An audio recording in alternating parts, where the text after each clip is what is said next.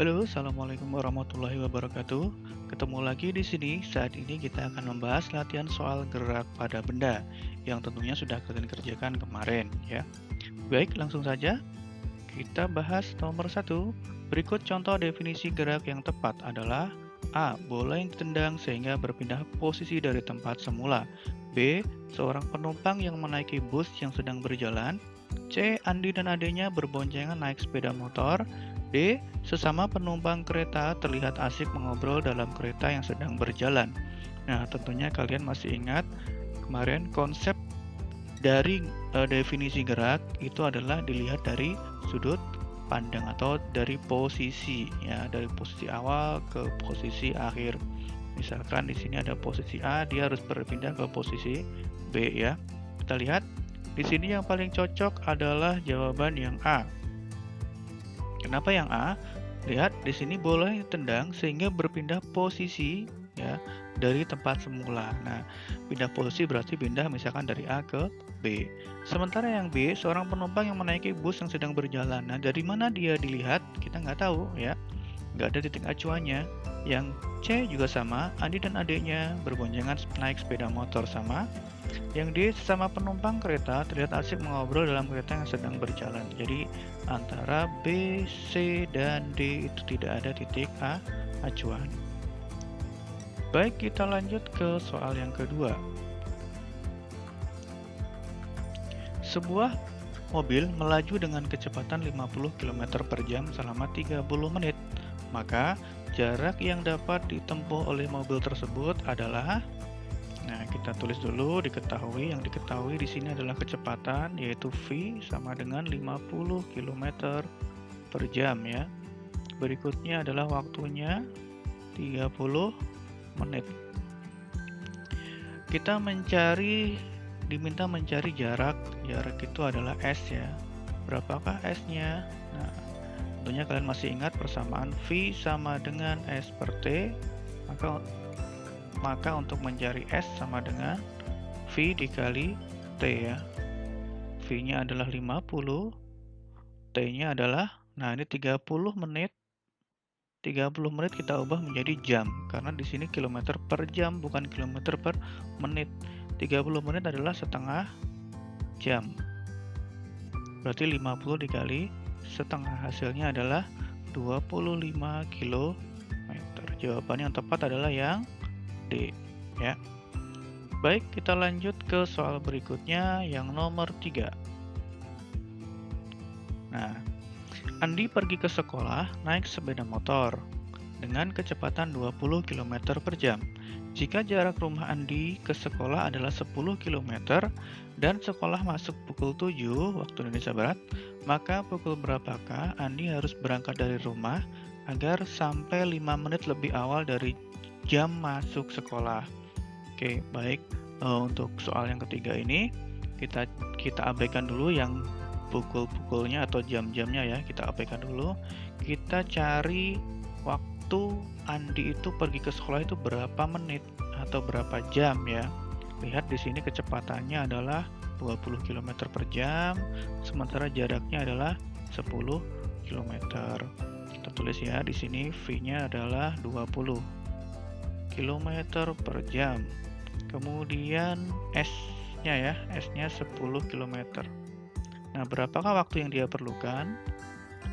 Ingat, V sama dengan S per T, maka untuk mencari T sama dengan S per V. S-nya adalah 10, sementara V-nya 20. Hasilnya berapa? 10 dibagi 20, hasilnya setengah. Jadi, T-nya adalah waktunya setengah jam. Nah, di sini sekolah masuk pukul 7. Kalau sekolah masuk pukul 7, kalau si Andi ini tepat datang waktu ke sekolah, tepat datang waktunya pukul 7, maka dia harus berangkat jam 6.30, ya kan? Karena 7 dikurangi setengah jam itu kan 30 menit, ya. 30 menit.